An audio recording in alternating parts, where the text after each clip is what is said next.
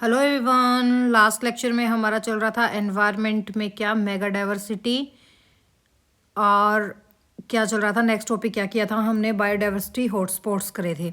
और हमने टोटल समझ लिया था कि वर्ल्ड में कितने हॉटस्पॉट्स हैं, 36 हैं, जिसमें से 4 हमारे कौन से हैं, भारत में हैं। कौन कौन से? हिमालय, इंडो ब्रह्मा, सुंडालैंड और हमारा वेस्टर्न घाट। तो चलो आज हम स्टार्ट करते हैं हॉटस्पॉट को कंप्लीट डिटेल में। तो देखिए हमारा जो भारत है, हॉटस्पॉट्स क्या होते हैं। जैसे फॉर एग्जांपल हमारा भारत ले लो। भारत, अगर हम जनसंख्या की बात करें, जनसंख्या में ही नहीं बल्कि जितनी भी हमारी बायोडाइवर्सिटी है उसमें भी विश्व के सबसे समृद्ध देशों में से एक है। और भारत में भी कुछ ऐसे क्षेत्र हैं जहाँ पर प्रजातियाँ तो बहुत ज़्यादा हैं, यानी कि स्पीसीज बहुत ज़्यादा हैं, बट उनमें खतरा बहुत बड़ा है, वो ख़त्म होने की कगार पे जा रही है। तो इसे ही हम क्या बोलते हैं कि उन एरियाज़ को किस चीज़ की ज़रूरत है, बायोडाइवर्सिटी हॉटस्पॉट्स की। इन्हीं एरियाज़ को हम किस कैटेगरी में रखते हैं, बायोडाइवर्सिटी हॉटस्पॉट्स में रखते हैं। और बायोडाइवर्सिटी हॉटस्पॉट्स के लिए आपको कौन सी शर्तें अनिवार्य हैं, कौन सी शर्तें चाहिए कि वहाँ कम से कम 1500 एंडेमिक पौधे और प्रजातियाँ हों जो वर्ल्ड में कहीं ना हो, सिर्फ वहाँ पे हो। 1500 से ज़्यादा या कम से कम 15 हो, मिनिमम 1500 हो। और उनमें से भी जो 70% से ज़्यादा उनके प्राकृतिक आवास हैं वो नष्ट होने की कगार पे हो, तो वहीं पे क्या बन सकते हैं, आपके हॉटस्पॉट बन सकते हैं। जैसे आ जाओ अब हमारे भारत की बात करें तो भारत में सबसे पहला हॉटस्पॉट कौन सा है, हमारा हिमालयन एरिया। हिमालयन एरिया, आपके हिमालयन एरिया में कौन कौन सी जगह आ जाती है? जैसे हमारा जम्मू कश्मीर हो गया, हिमाचल प्रदेश हो गया, उत्तराखंड, सिक्किम, अरुणाचल प्रदेश। ये किस हॉटस्पॉट के अंदर आते हैं, हमारे हिमालय हॉटस्पॉट के अंदर आते हैं। तो चलो हम करते हैं। हिमालय हॉटस्पॉट अपनी कठिन भौगोलिक परिस्थितियों के लिए जाना जाता है, लेकिन बढ़ते मानवीय हस्तक्षेप और जलवायु परिवर्तन के कारण यहाँ की कई प्रजातियां संकटग्रस्त हो गई हैं, यानी कि जो हमारी काफ़ी स्पीसीज हैं वो एंडेंजर्ड कैटेगरी में आ चुके हैं। देखो जैसे हमारा हिमालयन कैसा है, जलवायु के रूप में कैसा है भाई, ठंड में समशीतोष्ण है। जितनी हम हाइट पे जाते हैं उतना हमारा क्या होता है, क्लाइमेट चेंज भी होता है। अगर हम वनस्पति की बात करें तो हिमालयन एरिया में हमें कौन कौन से वनस्पति मिलती है? जैसे चीड़ का पेड़ मिल गया, चीड़ हो गया आपका, देवदार हो गया, बुरांश हो गया, और कुछ हमारे जो औषधीय पौधे हैं ये कहाँ पर मिलते हैं, ये मिलते हैं हमें हमारे हिमालयन एरिया में। जैसे अगर हम जीव जंतुओं की बात करें तो हिम तेंदुआ हो गया, रेड पांडा हो गया, कस्तूरी मृग होगी, ये इस टाइप के कुछ हमें फ्यूनाज मिलते हैं जिनको हम जीव जंतु बोलते हैं।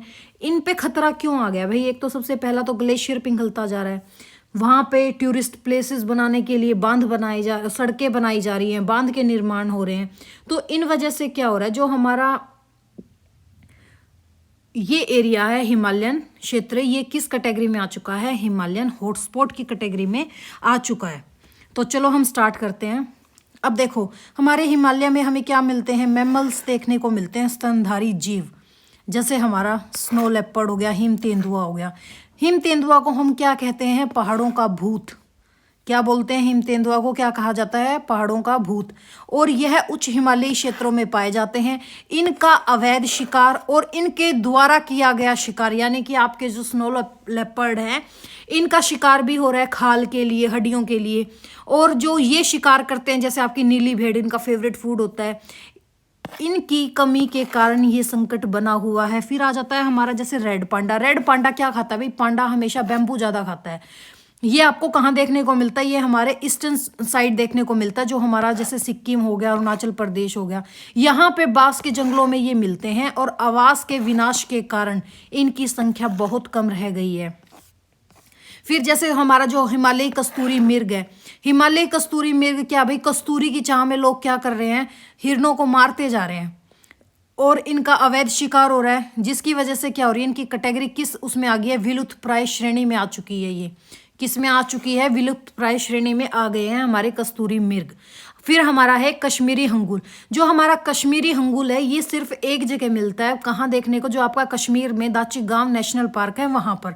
और ये किस कैटेगरी में आ चुके हैं, क्रिटिकल एंडेंजर्ड कैटेगरी में आपके आ चुके हैं। कौन से, कश्मीरी हंगुल। ठीक है, जिनको हम स्टैग भी बोलते हैं। ये कहाँ पर मिलते हैं? कश्मीर के दाची गांव नेशनल पार्क में मिलते हैं और अत्यधिक संकटग्रस्त हैं, यानी कि क्रिटिकली एंडेंजर्ड कैटेगरी में आ चुका है हमारा कश्मीरी हंगूल। अगर हम बर्ड्स की बात करें, एक है हमारा हिमालयन मोनल।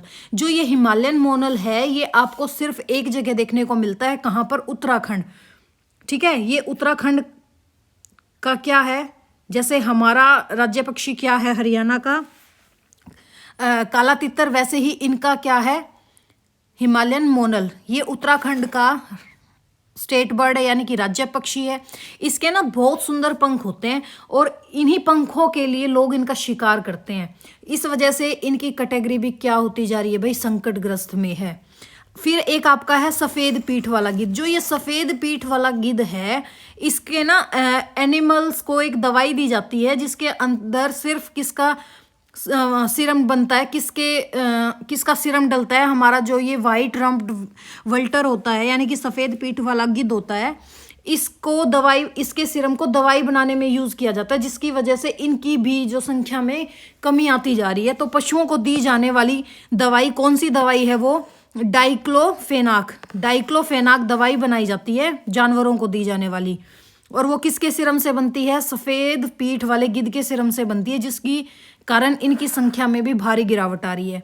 फिर हमारा एक है ट्रैगोपैन। जो ये ट्रैगोपैन है आपका वेस्टर्न ट्रैगोपैन, ये हिमाचल प्रदेश का राज्य पक्षी है। कौन सा? Western tragopan. और उत्तराखंड का कौन सा था? हिमालयन मोनल। और आपका वेस्टर्न ट्रैगोपैन किसका है? हिमाचल प्रदेश का राज्य पक्षी है, और ये बहुत ही कम इलाकों में बचा हुआ है। अगर हम औषधीय पौधों की बात करें तो यहाँ पे देखो, हिमालय की वनस्पति भी भारी संकट में है, विशेषकर वे पौधे जिनका उपयोग दवाइयों में हो रहा है। जैसे आपकी जो जटामासी है, जटामासी किसके अंतर्गत आती है? ये है ना एक प्लांट होता है, आयुर्वेदिक ही प्लांट है ये। जैसे किसी को एंजाइटी हो जाए या डिप्रेशन हो जाए, नींद ना आए, इन सब की दवा बनाने में किसका यूज होता है? जटामांसी का यूज होता है।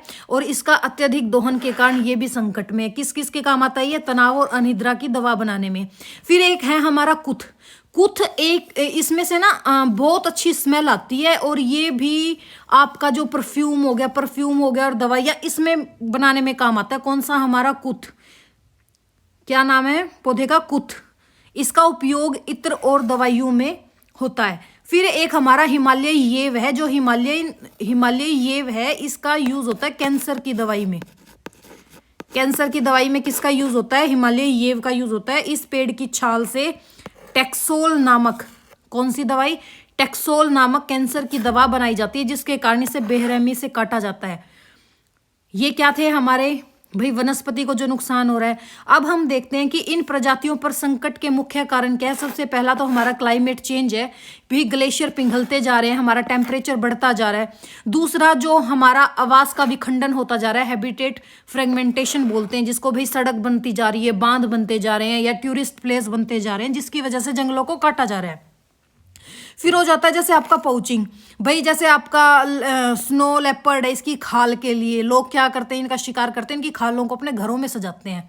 जैसे आपका कस्तूरी मृग हो गया, कस्तूरी के लिए और हड्डियों के लिए अवैध शिकार होते जा रहे हैं, जिसकी वजह से क्या हो रहा है भाई? ये भी एंडेंजर्ड कैटेगरी में आते जा रहे हैं। मानव वन्य जीव संघर्ष, जैसे खेती के विस्तार के कारण जंगलों का इंसानी बस्तियों में आना, ये भी एक मेन रीजन है। इनके संरक्षण के क्या प्रयास करें, यानी कि कंजर्वेशन के लिए क्या करना चाहिए इनके? भारत सरकार ने इन प्रजातियों को बचाने के लिए कई कदम उठाए। जैसे आपका प्रोजेक्ट स्नो लेपर्ड आया था, सिक्योर हिमालय योजना आई, हिमालयी राज्यों में कई नेशनल पार्क, जैसे आपका हेमिंस हो गया, नंदा देवी हो गया, कंचनजंगा हो गया असम में, इन सब का क्या किया भाई? निर्माण किया। कुछ नेशनल पार्क बनाए, बायोडाइवर्सिटी रिजर्व बनाए हैं, और इनके अंतर्गत जैसे आपका प्रोजेक्ट स्नो लेपर्ड आया है, सिक्योर हिमालय, ये योजना बनाई है भाई। फिर हमारा नेक्स्ट टॉपिक क्या आता है? वेस्टर्न घाट। वेस्टर्न घाट कहाँ पर है? वेस्टर्न घाट कहाँ पर है? देखो ये हमारा भारत का साउदर्न पोर्शन है। इस साउदर्न पोर्शन का जो ये वाला हिस्सा है, ये वाला हिस्सा, ये क्या है? ये है आपका वेस्टर्न घाट। क्या है ये? वेस्टर्न घाट है, जिसको हम सह्याद्री के नाम से भी जानते हैं। ठीक है, यहाँ कौन कौन सा एरिया आ जाता है अगर हम वेस्टर्न घाट में बात करें? तो एक तो आपका महाराष्ट्र आ गया। कौन कौन सा आ गया? महाराष्ट्र आ गया, गोवा आ गया, फिर गोवा के नीचे कर्नाटका आ गया, कर्नाटका के नीचे आपका केरल आ गया, और केरल के साइड में आपका कौन सा आ गया, तमिलनाडु। ठीक है, ये क्या है, ये वेस्टर्न घाट के स्थान है कि कौन कौन सी जगह पे वेस्टर्न घाट है। और वेस्टर्न घाट को हम अदर किस नाम से जानते हैं, सह्याद्री के नाम से जानते हैं। जैव विविधता के मामले में अगर हम बात करें तो दुनिया के सबसे समृद्ध क्षेत्रों में हमारा कौन सा है, वेस्टर्न घाट है। यहाँ पे सबसे बड़ी विशेषता क्या है, यहाँ पे हमें कौन से ऐसे स्पीसीज मिलते हैं, एंडेमिक स्पीसीज मिलते हैं, यानी कि वो जो दुनिया में और कहीं नहीं मिलते। ठीक है, वो हमारे कहाँ मिलते हैं, वेस्टर्न घाट में मिलते हैं। यहाँ स्थानिक प्रजातियां यानी कि एंडेमिक स्पीसीज की भरमार है। स्थानिक प्रजातियां किनको कहते हैं, वो जीव या वो पौधे जो दुनिया में कहीं और नहीं पाए जाते, वो हमें कहाँ मिलते हैं, वेस्टर्न घाट में मिलते हैं। अब देखो जो वेस्टर्न घाट का क्लाइमेट है वो कैसा है, मानसूनी भी है और आर्द्र भी है। अगर हम वनस्पति की बात करें तो वहाँ हमें वेस्टर्न घाट पे क्या देखने को मिलते हैं, जैसे सदाबहार वन। सदाबहार वन भारत में कहाँ देखने को मिलते हैं, आपके वेस्टर्न घाट में। सागौन कहाँ देखने को मिलता है, वेस्टर्न घाट में। और कुछ हमारे औषधीय पौधे ये हमें कहाँ देखने को मिलते हैं, हमारे वेस्टर्न घाट में देखने को मिलते हैं। अगर हम बात करें कि जीव जंतु कौन से मिलते हैं भाई वेस्टर्न घाट में, तो हम कह देंगे एक तो दुर्लभ मेंढक मिलते हैं, और आपको वहाँ पे देखने को मिलते हैं शेर पूंछ मकाक। जो ये शेर पूंछ मकाक है ये एक मंकी की प्रजाति है, ये मंकी होता है। ठीक है, शेर पूंछ मकाक। और एक आपके जैसे नीलगिरी तहर, ये कहाँ देखने को मिलते हैं हमें, ये देखने को मिलते हैं हमें वेस्टर्न घाट में। कहाँ देखने को मिलते हैं, वेस्टर्न घाट में। यहाँ पे भी खतरा क्यों बना हुआ है भाई, सबसे पहला तो बांध का निर्माण, खनन होता जा रहा है और अर्बनाइजेशन होता जा रहा है, यानी कि शहरीकरण होता जा रहा है। और यहाँ पे हमें क्या देखने को मिलते हैं, उच्च लेवल के एंडेमिज्म देखने को मिलते हैं। और जो हमारा वेस्टर्न घाट है ये आपकी यूनेस्को वर्ल्ड हेरिटेज साइट के अंदर भी काउंट होता है। ठीक है, तो देखिए वेस्टर्न घाट में हमें क्या देखने को मिलते हैं, मुख्य स्तनधारी जीव, जैसे आपका लॉइन टेल्ड मकाक, ये किया है ना हमने, शेर पूंछ मकाक, ये वही है लॉइन टेल्ड मकाक। यह इस क्षेत्र का सबसे प्रसिद्ध प्रजाति है, सबसे फेमस स्पीसीज है। इसके चेहरे पर चारों ओर चांदी जैसे सफेद बाल यानी कि अयोल होते हैं, और पूंछ शेर जैसी होती है। यह केवल पश्चिमी घाट के वर्षा वनों में ही पाया जाता है। ये एक तरह का बंदर की प्रजाति है ये। ठीक है, कौन सा आपका, लॉइन टेल्ड मकाक। आपका जो नीलगिरी तहर है ये कहाँ है, ये तमिलनाडु, जो हमारा तमिलनाडु है उसका राज्य पशु है। कौन सा हमारा, नीलगिरी तहर। किसका राज्य पशु है, ये तमिलनाडु का राज्य पशु है। और ये मुख्य रूप से ऊंचे घास के मैदानों और चट्टानी ढालों पर पाया जाता है। जो हमारा नीलगिरी लंगूर है ना, इसकी बॉडी पे कैसा होता है, लंगूर सब ने देखा होगा भाई, इसकी बॉडी कैसे होती है, ब्लैक होती है, और इसके बाल होते हैं वो ब्राउनिश शेड के होते हैं। कैसा होता है, ये चमकदार काले शरीर और सुनहरे भूरे सिर का बंदर होता है। फिर हमारा आता है एक मालाबार लॉर्ज स्पॉटेड सिवेट। कौन सा, मालाबार लार्ज स्पॉटेड सिवेट। ये क्या है, ये भाई दुनिया का एक दुर्लभ ही लगा लो, दुर्लभ मैमल है, और ये क्रिटिकल एंडेंजर्ड की कैटेगरी में आ चुका है। यह दुनिया का सबसे दुर्लभ स्तनधारियों में से एक है। कौन सा आपका, मालाबार लॉर्ज स्पॉटेड सिवेट। ठीक है, और यह अत्यधिक संकटग्रस्त श्रेणी में है। अगर हम पक्षियों की बात करें तो वेस्टर्न घाट में हमें को 500 से ज़्यादा अधिक प्रजातियां किसकी देखने को मिलती हैं, बर्ड्स की देखने को मिलती है, जिसमें से एक आ जाता है आपका grey hornbill, Malabar grey hornbill. ये जो हमारा मालाबार ग्रे हॉर्नबिल है, यह पक्षी यहाँ के पारिस्थितिक तंत्र के लिए बहुत महत्वपूर्ण है, क्योंकि यह बीजों के प्रसार में मदद करता है। कौन सा, मालाबार ग्रे हॉर्नबिल। एक आपका जैसे नीलगिरी लाफिंग थ्रश। जो ये नीलगिरी लाफिंग थ्रश है, ये कहाँ पर मिलता है, ये ना सिर्फ पहाड़ियों की ऊंचाई पे देखने को मिलेगा। यह केवल ऊंचे पहाड़ों पर पाए जाने वाला पक्षी है। कौन सा, नीलगिरी लाफिंग थ्रश। और एक है हमारा इंडियन हॉर्नबिल, यानी कि ग्रेट इंडियन हॉर्नबिल। हालांकि यह अन्य जगहों पर भी मिलता है, लेकिन पश्चिमी घाट में इनकी संख्या ज़्यादा है। किसकी, इंडियन हॉर्नबिल की। अगर हम यहाँ पे एम्फीबियंस और रेप्टाइल्स की बात करें, यानी कि उभयचर और सरीसृप। एम्फीबियन क्या होते हैं, जो पानी में भी रहते हैं और जो धरती पे भी रहते हैं, जस्ट लाइक योर स्नेक। ठीक है, आपका कछुआ, आपका मगरमच्छ। और रेप्टाइल क्या होते हैं, जैसे सांप हो गया, जो धरती पे चिपक चिपक के अपने पेट के बल चलता है, उसको हम क्या बोलते हैं, रेप्टाइल्स बोलते हैं। उभयचरों के मामले में पश्चिमी घाट बेजोड़ है। यहाँ 80% प्रजातियां स्थानिक हैं, यानी कि एंडेमिक है, जो सिर्फ हमारे वेस्टर्न घाट में मिलती है, वर्ल्ड में और कहीं नहीं मिलती। जैसे आपका पर्पल फ्रॉग हो गया, जो पर्पल फ्रॉग है ये मेंढक है, एक मेंढक की प्रजाति है। और ये नासिका बत्रासच सहाद्रिस, इसको हम क्या बोलते हैं, नासिका बत्रासच चस, क्या बोलते हैं, नासिका बत्राचस सहाद्रिसिस। देखो साहिद्री, साहिद्री किसका नाम है, वेस्टर्न घाट का ही साहिद्री बोलते हैं हम। नासिका बत्राचस याद कर लो, सहाद्रिसिस इसका अदर नेम क्या है, नासिका बत्राचस और सहाद्रिसिस। किसको बोलते हैं हम, पर्पल फ्रॉग को बोलते हैं। यह साल का अधिकांश समय जीवन अपना किस पे बिताता है, जमीन के नीचे बिताता है और केवल मानसून में बाहर आता है। इसका आकार बहुत अजीब होता है, कैसा होता है, लाइक अ पिग यानी कि सुअर जैसा होता है। किसका, पर्पल फ्रॉग का। फिर हमारा एक आता है मालाबर पिट वाइपर। पिट वाइपर कैसा होता है, पिट वाइपर बहुत जहरीला सांप होता है और ये आपके HPSC ATO में भी आया था कि भारत में मिलने वाले जहरीले सांपों में से कौन है, तो उसके अंतर्गत आपके वाइपर का भी नाम आया था। जो ये मालाबार पिट वाइपर होता है ये एक जहरीला सांप होता है जो केवल इसी क्षेत्र में पाया जाता है और रंग बदलने की क्षमता रखता है। कौन सा, मालाबार पिट वाइपर।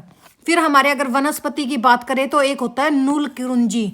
जो नूल कुरुंजी है ये कैसा पौधा होता है, 12 साल के बाद इसके अपने खुद के फ्लावर्स आते हैं और ये ब्लू से कलर का दिखाई देता है, ब्लू कलर का।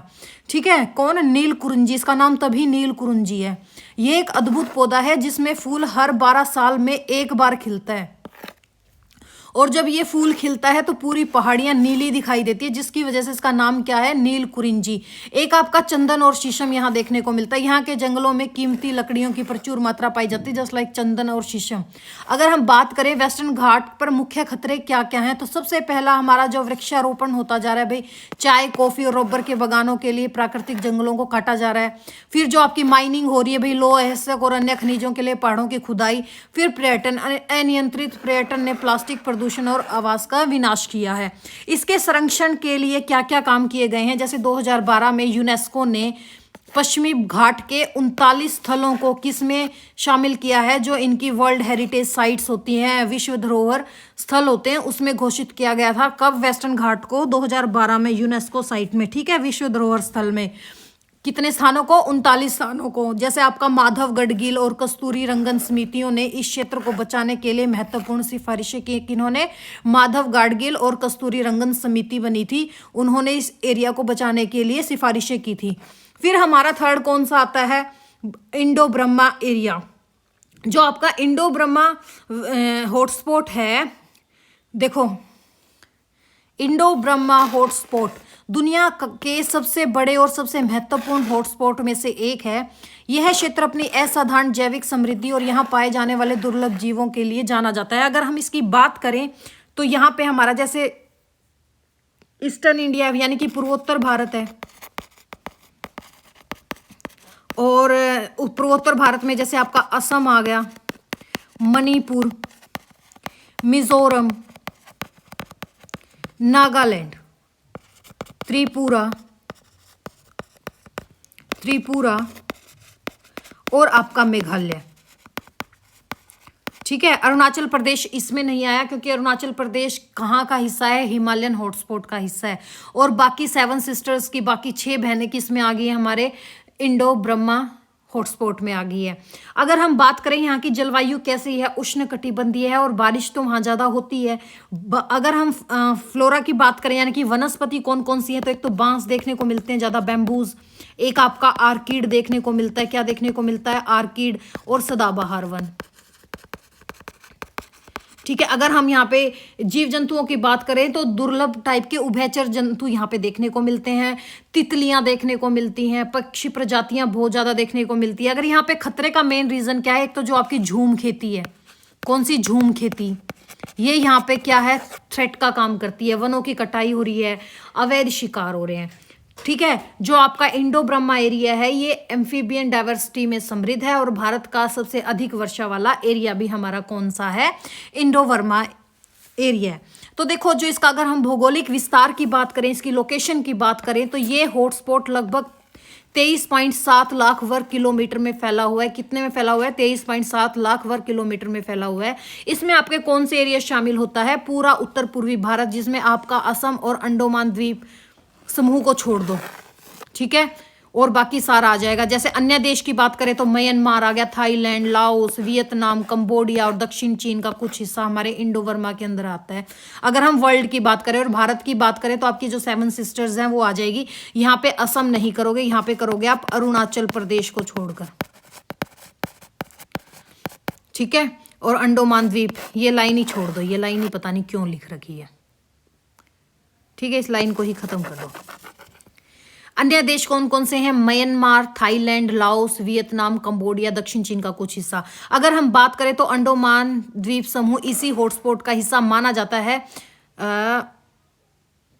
इसी हॉटस्पॉट में आता है, हाँ हाँ भाई, अंडोमान इसी में आता है, ठीक है ठीक है ठीक है ठीक है ठीक है ठीक है ठीक है, बिल्कुल ठीक है। ये अंडोमान द्वीप समूह इसी हॉटस्पॉट का हिस्सा माना जाता है, जबकि आपका जो निकोबार है वो सुंडालैंड के अंदर आता है, सुंडा नहीं, सुंडालैंड के अंदर, ठीक है। अगर हम यहाँ पे जैव विविधता की विशेषता की बात करें तो यह क्षेत्र अपने पक्षियों और ताजे पानी के कछुओं की विविधता के लिए पूरी दुनिया में फेमस है। किस किस के लिए? पक्षियों के लिए और आपके ताजे पानी के कछुओं के लिए। फिर देखिए यहाँ पे अगर हम बर्ड्स की बात करें तो यहाँ 1300 से अधिक प्रजातियां स्पीसीज मिलती हैं बर्ड्स की, जिसमें आपका व्हाइट ईयर नाइट हेरॉन और ग्रे काउंट कोरकिया जैसे दुर्लभ पक्षी शामिल है। कौन कौन सा? व्हाइट ईयर नाइट हेरॉन और ग्रे काउंट कोरकिया, ये दुर्लभ पक्षी भी यहाँ पे हमें देखने को मिलते हैं। अगर हम मैमल्स की बात करें तो यहाँ पिछले 30 वर्षों में कई नई प्रजातियों की खोज हुई है, जैसे आपके साउला, जिसे हम एशियाई यूनिकॉर्न कहते हैं, और लॉर्ज एंटर्ल्ड मैटजेंक, भौंकने वाला हिरन। क्या नाम होता है भौंकने वाले हिरन का? Large antlered muntjac. ये कौन सा होता है? भौंकने वाला हिरन। और एशियाई यूनिकॉर्न भी यहाँ पे मिला है, जिसका नाम होता है साउला। अगर हम यहाँ पे एम्फीबियंस की बात करें, अभयचर की बात करें, तो आपका कछुआ, ये प्रजाति देखने को मिलती है। अब हम ये देखते हैं कि उत्तर भारत क्षेत्र में संकटग्रस्त स्पीसीज कौन से हैं, एंडेंजर्ड स्पीसीज कौन से हैं। तो भारत के उत्तर पूर्वी हिस्से में इस हॉटस्पॉट की कुछ प्रमुख लुप्तप्राय प्रजातियां इस प्रकार है। जैसे आपका एक सींग वाला गेंडा है भाई, इसका शिकार ज्यादा हो रहा है। ये आपको कहाँ देखने को मिलता है? काजीरंगा में, ठीक है। जो असम का नेशनल पार्क है ना, काजीरंगा नेशनल पार्क, वहां पे हमें क्या देखने को मिलता है? एक सींग वाला गेंडा। और ये क्या है? अब एंडेंजर्ड प्रजातियों में आ रहा है। एक आपका है हुल्लोक गिब्बन। हुल्लोक गिब्बन भारत का एकमात्र वानर है, यानी कि एपी है। कौन सा? हुल्लोक गिब्बन। पिग्मी होग, पिग्मी होग क्या है? दुनिया का सबसे छोटा सूअर है, ठीक है। दुनिया का सबसे छोटा और दुर्लभ जंगली सूअर को हम क्या बोलते हैं? Pygmy home.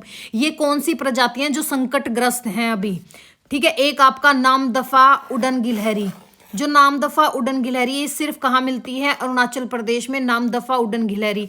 और अगर हम यहाँ पे मुख्य खतरों की बात करें तो इस हॉटस्पॉट पर विनाश का खतरा बहुत अधिक है। इसके प्रमुख कारण क्या है? एक तो आपकी झूम खेती, शिफ्टिंग कल्टीवेशन जो चली हुई है, उत्तर पूर्वी भारत के जंगलों को जलाकर खेती की परंपरा। फिर आपका जैसे अवैध शिकार हो गया भाई, औषधीय उपयोग और मांस के लिए जंगली जानवरों का शिकार करना। जैसे आपके नागालैंड में कुत्ते का मीट सबसे फेमस है, अगर उनको, और ब्लैक डॉग का, खासकर काले कुत्ते का, ठीक है। अगर किसी को काला कुत्ता फंस जाए तो ये लोग सोचते हैं कि हमारी तो आज दिवाली बन गई। लकड़ी का अवैध व्यापार, कीमती लकड़ियों के लिए वनों की कटाई होती जा रही है। अगर हम इसके बुनियादी ढांचे की बात करें तो वही सड़कों और बांधों का निर्माण, जिससे जानवरों के गलियारे टूट रहे हैं। अगर हम इसकी बात करें, क्षेत्रफल कितना है? लगभग 23 लाख वर्ग किलोमीटर, यानी कि 23.7 लाख। भारत का हिस्सा उत्तर पूर्वी भारत और अंडोमान आ गया आपका। अब किस चीज के लिए प्रसिद्ध है? ताजे पानी के कछुए और दुर्लभ पक्षियों के लिए। संरक्षण की स्थिति कैसी है? गंभीर संकट में है। केवल 5% मूल वनस्पति ही यहाँ पर बची हुई है। अगर हम बात करें, भारत वर्मा क्षेत्र को सेंटर ऑफ ओरिजिन भी कहा जाता है। क्या कहा जाता है? सेंटर ऑफ ओरिजिन, क्योंकि माना जाता है कि अदरक, केला, नींबू जैसे कई महत्वपूर्ण फल और पौधे इसी क्षेत्र से पूरी दुनिया में फैले हैं। कौन कौन सा आपका? अदरक, केला और नींबू। इसको हम क्या बोलते हैं? Centre of erosion. किसको बोलते हैं? ओरिजिन। भारत ब्रह्मा क्षेत्र को बोलते हैं। और आपका फिर आ जाता है कौन सा? सुंडालैंड। सुंडालैंड जो आपका एरिया है, ठीक है, सुंडालैंड। सुंडालैंड हॉटस्पॉट वह हिस्सा है जो भारत के अधिकार क्षेत्र में आता है, वह है ग्रेट निकोबार, ठीक है। ग्रेट निकोबार का कौन सा एरिया? आपका सुंडालैंड का एरिया है। वैसे ना अंडोमान और निकोबार द्वीप समूह बोल दो कंप्लीट।